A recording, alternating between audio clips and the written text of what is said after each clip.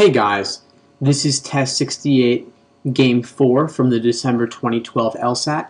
This is the game where an editor edits 7 different articles. I've laid out a lot of information here regarding those variables. We have the finance articles are GHJ, the nutrition articles are QRS, and the wildlife article is Y. Now I've laid out some rules here which I'll explain, but first I just want to point out that this is clearly an ordering game. We know this because we have the 7 articles being edited one at a time, which means that there is an implicit order in which they are edited. So I've laid them out 1 to 7 right here.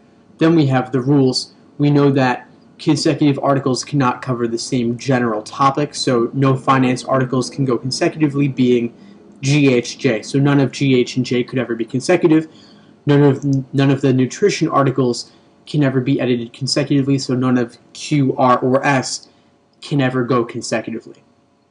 In addition to that, we know that if S is before Q, then Q must go on 3.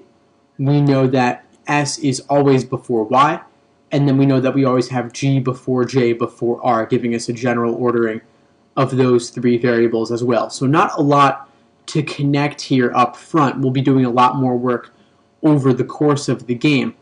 However, I want to point out something interesting here.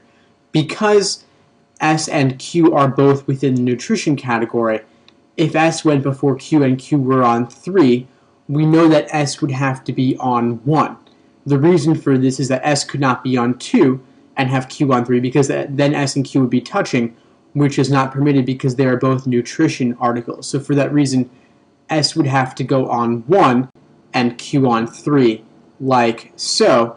And then we'll have, J, G, and R filling in later with Y somewhere after S as well.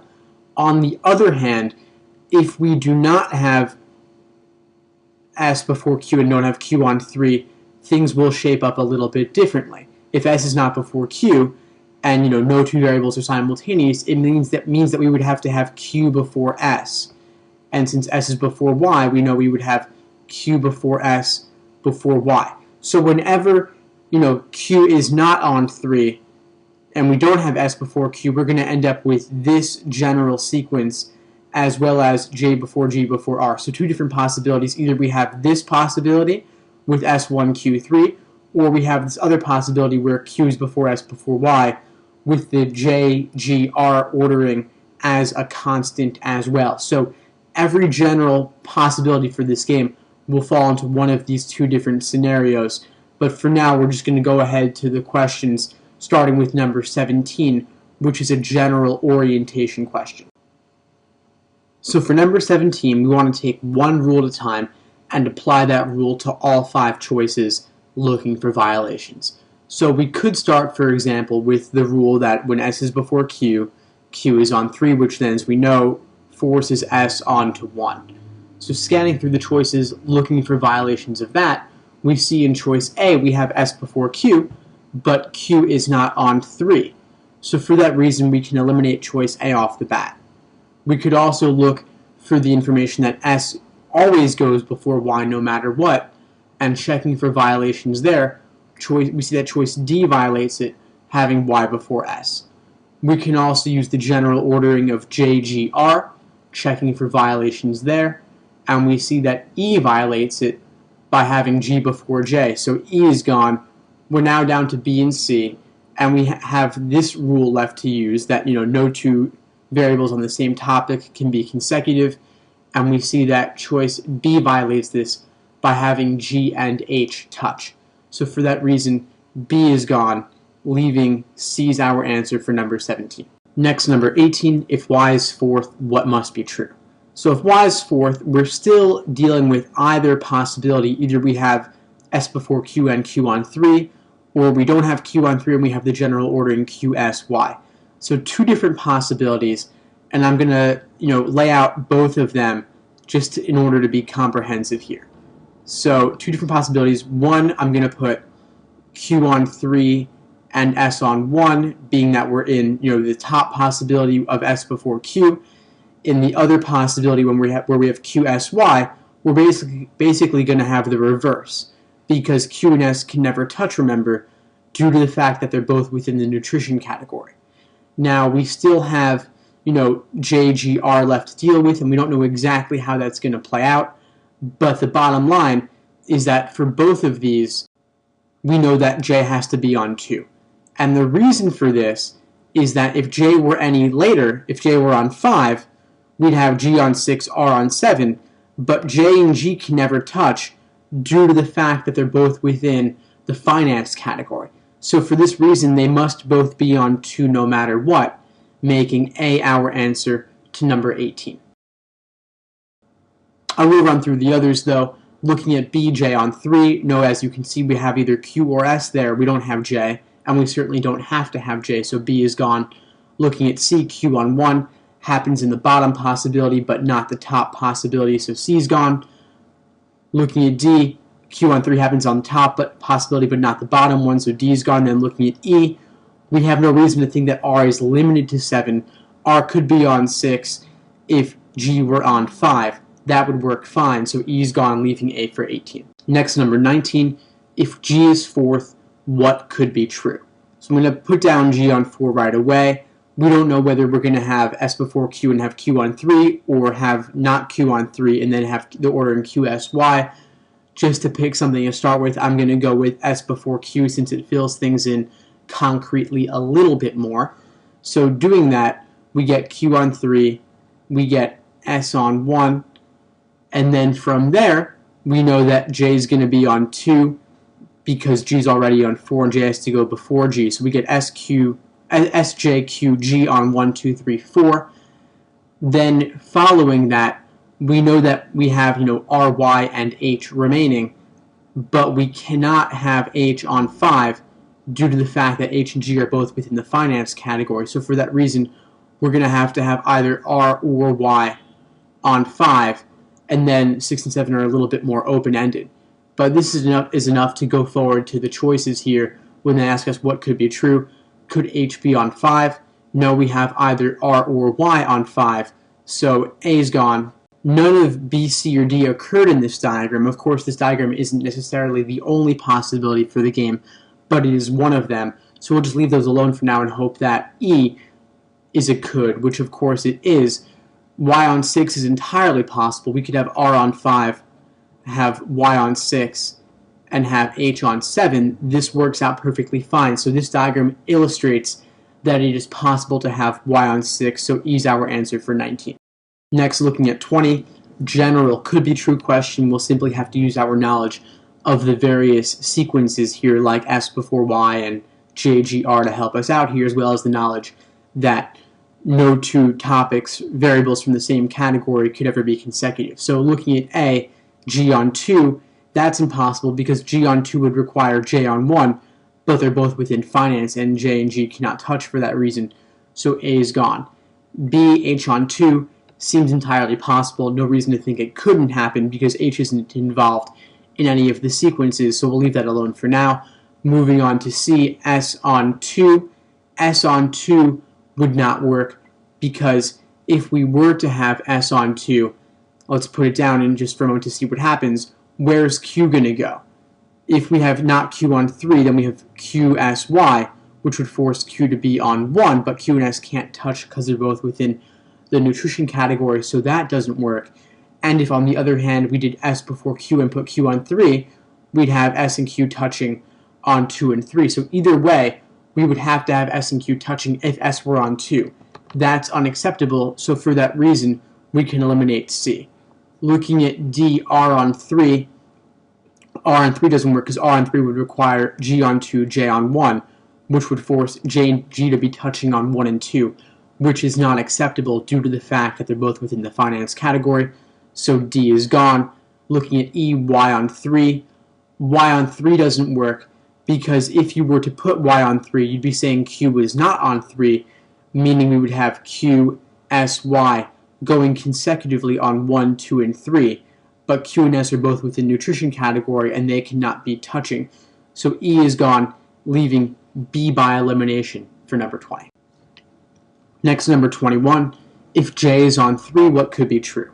So if we had J on 3, we'd have to have G and R coming after it, which means that G would either be on 5 or 6. J can't be on 4 because then they would be touching, and G can't be on 7 because then you wouldn't have room for R to go after it. So we really have two different possibilities here. Either we have J on 3 and G on 5, or J on 3 and G on 6. So I'll lay out both of those possibilities right here. Now, if G were on 6, of course, we would have to have R concretely on 7, whereas if we had G on 5, R could be on either 6 or 7. We don't know exactly where it would go. Now, aside from this, we have, since J is on 3, we know Q is not on 3, so we will have the general ordering Q, S, Y going in that order, although we don't know exactly where it would go. But from here, we can actually limit things a great deal. We know that Y has to go towards the end here. We also have to throw in the variable H, but H cannot touch G, and H also cannot touch J. So H cannot be on either 2 or 4, and H cannot be on 5 because G is on 6. So the question becomes, could H be on 6 in the top possibility or 7 in the top possibility? Can't be on 6, of course, because G is on 5, but could it be on 7? If H was on 7, we'd have to have R on 6, then we'd have QS on 1, 2, and Y on 4. That wouldn't work because Q and S cannot ever touch due to the fact that they're both within the nutrition category. So for this reason, H can't be on 7 either. Of course, it's not going to be on 3 because J is there, so H is forced into 1 on both of these diagrams, and then we have Q before S before Y going into all of the remaining slots in that order. So everything actually becomes fully determined into one of these two major possibilities right here. Now, running through the choices, we ask ourselves what could be true. G on 4 never happens because S is on 4. H on 6 doesn't happen because we have R, Y, or G there. Q on 1 doesn't happen because Q's on 2. S on 2 doesn't happen because Q's there again, leaving Y on 5 by elimination, which does occur right here. So E is our answer to number 21. Next, number 22. This is asking us to find the 4 places where S could go, eliminate them, and then whatever remains will be our answer. So we have lots of previous valid scenarios to help us out here. In fact, just back in question number 21, we saw that we could have S on 4. So for that reason, we can eliminate C here. We saw back from question number 19 that we could have S on 1. So A is eliminated for that reason. And then back in number 17, our correct answer to that question showed us we could have S on 3. So for that reason, B is eliminated. So we're already down to 2 choices here. All we have to do is try out S on 5, S on 6, see what works, see what doesn't, eliminate, and we'll have our answer. So I'm going to lay out both of those possibilities here, and we'll work by elimination. So S on 5 versus S on 6, what could work? Well, S on 6 already forces Y to be on 7, so I like that diagram a little bit better. It's a little more full. So we'll put down Y on 7 and then work from there. Of course, we must not have had Q on 3, because if we had Q on 3, we would have had to have S on 1. But we don't have S on 1 here, we have S on 6. So in this particular diagram, we know that we don't have Q on 3 right there. Q is going to have to go somewhere else. Now, we have the general ordering J, G, R to play with. So all we've got to do for this bottom diagram is make some scenario where it works. Some scenario that's valid, because if we can make a valid scenario, we've proven that S on 6 is good, and we have our answer. So I'm just going to throw down those variables. I'll put J on 1, I'll put G on 3, R on 4, then we'll have Q and H filling in while avoiding having any variables within the same category touching. This scenario here is just one example of a scenario that works, proving that S on 6 is possible, so E is gone, leaving D is our answer for 22.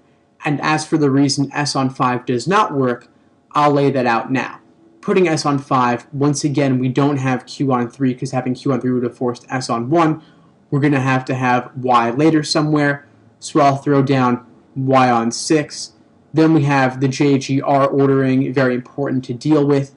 I'll throw that down. I'll put J on 1, G on 3, R on 4 once again. The problem now is, I could put Q on 2 and put H on 7, but I end up violating a rule. So we see here that, Q and S aren't touching, but J, G aren't touching, G and H aren't touching, H and J aren't touching, but we do have R and S touching. There's no way to avoid violating some rule such as that one. So for that reason, S on 5 doesn't work, leaving D as our answer to 22. Next, number 23, they're asking us which one of the following would fully determine everything, leaving no ambiguity at all. So we'll just look through the 4 choices where we have still seen some ambiguity remaining, eliminate them, and then whatever remains will be our answer. So starting with choice A, H on 4, we saw that back in question 17, choice C there, and we see H on 4 happening, but all we've got to do is tweak that diagram a little bit and we'll be totally fine. So that diagram, as you see, has Q on 1 and S on 3. There's no reason that we can't switch those around while still leaving everything else constant. If we do that, we've proven that learning H on 4 is on 4 does not limit you to only one possibility for the game. You don't know whether you have S on 1 and Q on 3 or Q on 1 and S on 3. So for that reason, we can eliminate A right off the bat here. Looking at B, H on 6, we saw back in question number 19 that we could have H on 6 yet still have some ambiguity remaining. We wouldn't know whether we had R on 5 and Y on 7 or Y on 5 and R on 7. So for that reason, learning that H is on 6 does not limit you to only one possibility for the game. Next, looking at C, R on 4. We've seen that once before, but things were pretty fixed there. So I'm going to leave that alone, skip it, come back to it later, hoping we can eliminate the other choices. So looking at D, R on 7, we've seen that both in question number 17, choice C, as well as in question number 21. Both of those had R on 7, yet the diagrams were not identical, proving that that having R on 7 would not limit you to only one possibility for the game. Then looking at E, Y on 5, we've seen that a number of times. We've seen that in question 17, question 19, and question 21. So for that reason, we know that learning that Y is on 5 does not limit you to only one possibility for the game, eliminating E, leaving C as our answer for number 23.